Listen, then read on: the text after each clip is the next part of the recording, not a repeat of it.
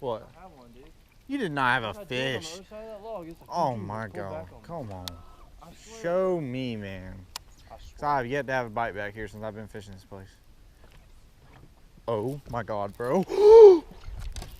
Bro, it's a 10-pounder. Please get the net. Please get the net. Oh! God, this is giant.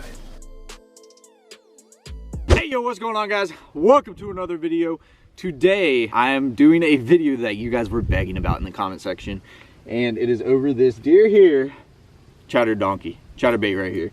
So pretty much you guys have been commenting that in the last 3 videos, and I'm gonna show you guys a way to catch bigger fish. And if you guys continue to throw this bait, I don't care if you've thrown it, you know, only a few times. If you start throwing this bait a lot, I promise you, you will catch bigger fish. But the first thing that I obviously want to go over is the rod and reel. We're about to tie this bait on right now. I keep it very basic. As you guys know, my favorite rod and reel is just a simple, you know, 7 foot to 7'3" medium heavy. That's just what I go with. That's my personal preference. That's what I like. I got Adam Bob, that's a new one, man. I got him next. His might be different, you know, but that's what I like, is around a 7 foot to 7'3" medium heavy. That's what I go to. As in the reel, I usually stick to like a 7 1-to-1 or a 7, or like all the way up to an 8 1-to-1 gear ratio reel. I keep it very basic. I usually slow it down in my hand. If I need to speed my bait up, you know, I obviously do it with my hand. A lot of people are gonna, you know, experiment with gear, different gear ratio reels, but you know, I just keep it very basic. If you guys are wondering what knot I am tying, simple uni knot. If you guys want to see a video on this, be sure to leave a comment in the comment section below. It is stronger than a polymer knot, so I'd love to make a video on this. And it's what I've done for a while now. As in for the line, what I would really recommend is around 15-pound fluorocarbon. This is actually 15-pound Seaguar fluorocarbon. Really great line. This is what I've used for like the past, you know, 5 years, and that's what I really enjoy. This is actually in VizX. By Seaguar. If you guys are wondering, like if you're going to the shop, it's the yellow label. It's not called yellow label, but it's that yellow packet Seaguar. Really great fluorocarbon. It's going to be a little bit more expensive, but it's going to be worth it in the long run. And if you guys are wondering what swim bait I'm using, this is simply just a little dipper by Reaction Innovations in white trash. I could not tell you how many packs of these I've gone through. That bait right there is just killer. And this is just a simple, this is the standard Z-Man chatterbait. It's the ones, as you guys can tell by that head right there. You can get these in the store. This is white and chartreuse, which is perfect for this dirty water that we're fishing. It actually has a gold blade, which I really love when I'm fishing, you know, muddy water. So I'm gonna simply rig this up right here, and boom, got your old chatterbait right there. That is a big fish catching machine. So let's go ahead and see what we can do with it. So a lot of you guys have asked about this bait. A lot of you guys have asked, how do you throw it? How do you rig it? So I just talked about how you rig it. But I really want to talk about how I throw my chatterbaits and how I get a lot of bites on a chatterbait in general. So here I'm at the river today, and as you guys can tell, there's a bunch of cypress trees right out here, and there's a bunch of cover on the bank, as in laydowns and stuff of that sort of nature. And you know, these fish are looking to chase bait and looking to eat something. This couldn't be a better bait to throw, especially throwing around these laydowns. I really love throwing it just because I can sit here, I can just slow roll it. And usually if that fish is in that laydown, he's gonna come out and eat this bait. So I got my old chatterbait right here. This is what I'm gonna do, very simple. I'm gonna cast my bait out there, all right?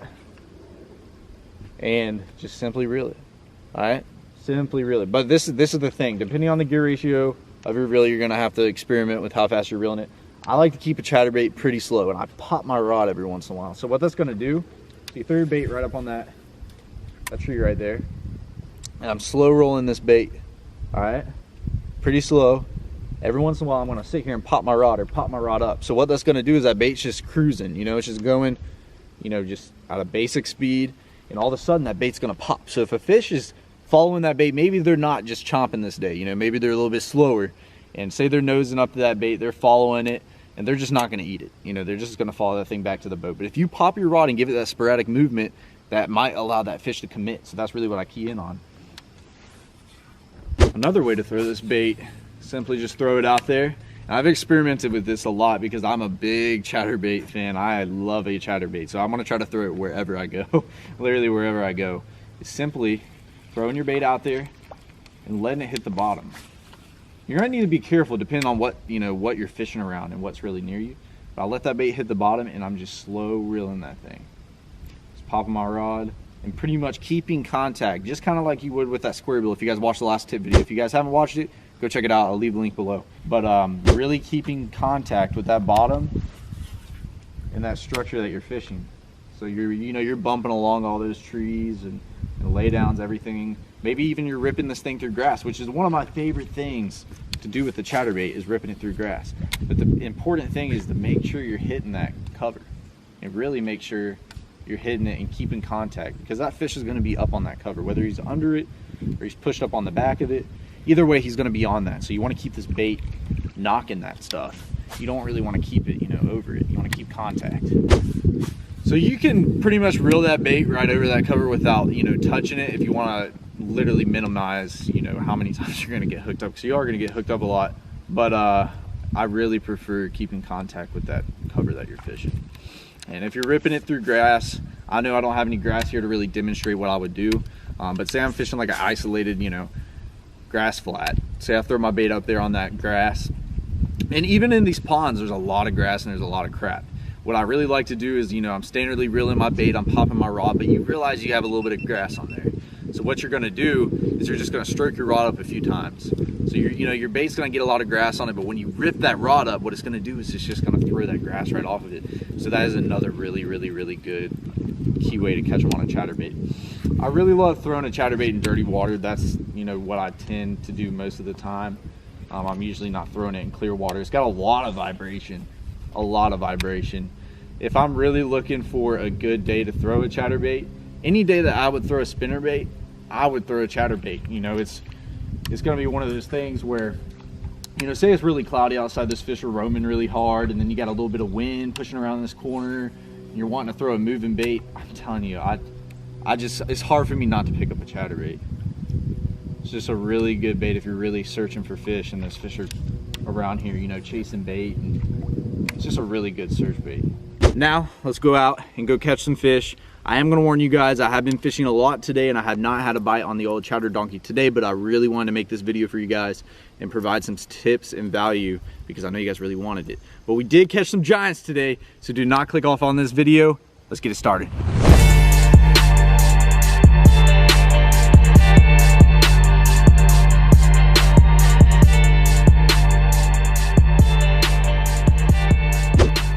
Flip in there, he might bite you. Got the tail hanging out of his mouth. All right. Wow, look, there's your crawl from last week. That's pretty good one, ain't it? Yeah. Let me see. That's not bad. Not a bad fish. He's got belly on him. Bro, in the tree. Bro. Oh my God, dude. Get him. Oh, dude, that's a pretty good one. Oh, I gotta whip out the camera for this. That's a decent fish. Adam Bob. God, you guys just kill it. And your crawl is from last week still in the tree. Dude, that's freaking sweet, bro. That's not a bad fish at all. Good job. You guys just killed it right there. I just missed one right before both of you guys. Dude, you scared me, man. I thought you were about to hook me. That's a good one too. Not a bad one, man. Not a bad one, Bob. I'm just glad you're catching them, dude. Come show the camera here in a minute. Good job, man. Not a bad fish. Dude, look at him. Something trying to eat him. I know, you can see it right there. Yeah. Like a Here you go, gator bro. or something. Good job. There he is. Golly. Oh, he came off. Oh, there ain't no way that was a bass. He's about 10 pounds.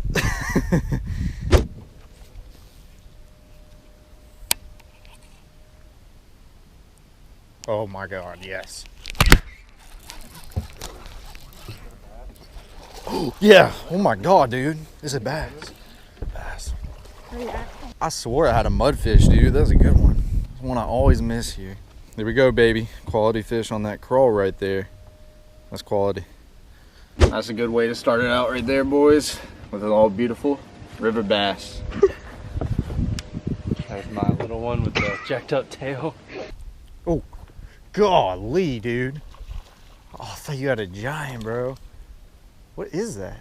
Oh my God. That thing is huge, bro. What is it? That's a warmouth. This is probably my favorite thing about a chatterbait. So, you have your crawls, you have your jigs, you have your worms that you're flipping around cover, you're flipping in these trees, whatever you're doing with them, you're slow moving baits, and you can really get them in. You can skip them under trees, skip them under docks, doing your whole deal. That's what I really like about a chatterbait, especially the standard one by Z-Man, is because you can actually skip this thing really fairly easy. So if you guys see this tree laying down right in the water, all you gotta do is simply skip this thing really easy, and it glides across the water so well. That's what I love about that chatterbait. So you can't do that with a spinnerbait or anything. And why this is so good is because you got your crawls, worms, your jigs, that whole deal that you can skip under docks and skip around trees. But those are all slow moving baits. So this is actually a moving bait that's going to put off a lot of vibration. It's going to imitate a little bait fish, and you can actually skip it in certain areas that you couldn't get another bait. And that's what I just really love about this chatterbait. That is probably one of my favorite things about this chatterbait, and why I love throwing it. You can look at it online. What? I have one, dude.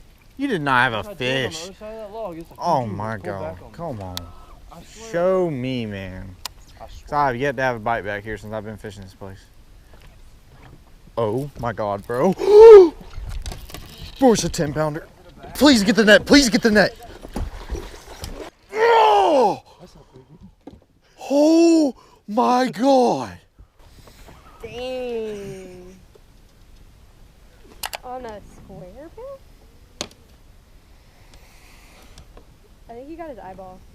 Oh my god. Here, I got his camera. That's like a 7. Oh my god. Are you kidding me? Are you kidding me? Did you see? Oh my god, just get him in the bottom of the boat.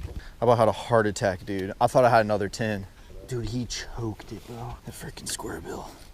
Oh my god. No. Oh my god, baby. Look at that giant right there. God, it's a giant. Freaking toad. Look at that baby. That is a freaking giant right there. On the square bill, absolutely choked it. Savannah River. There's some giants in here, baby. Is that a bass? That's not a bad one.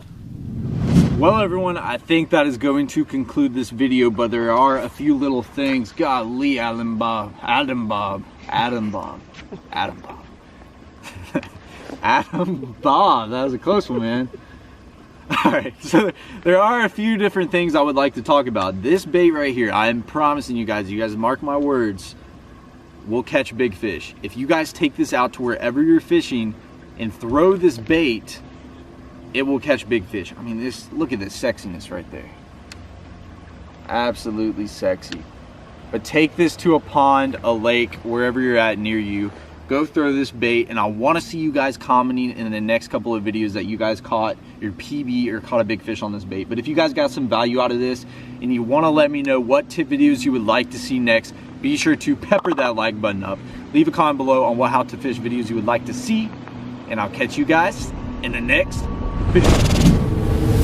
I got sky like the weatherman, I crack cars, getting hella bands, I got a bra from the motherland, I got shooters with hands, I get it, anyway, pull up skirting in the hurricane, I crack cars, cook every day, I get money, every day,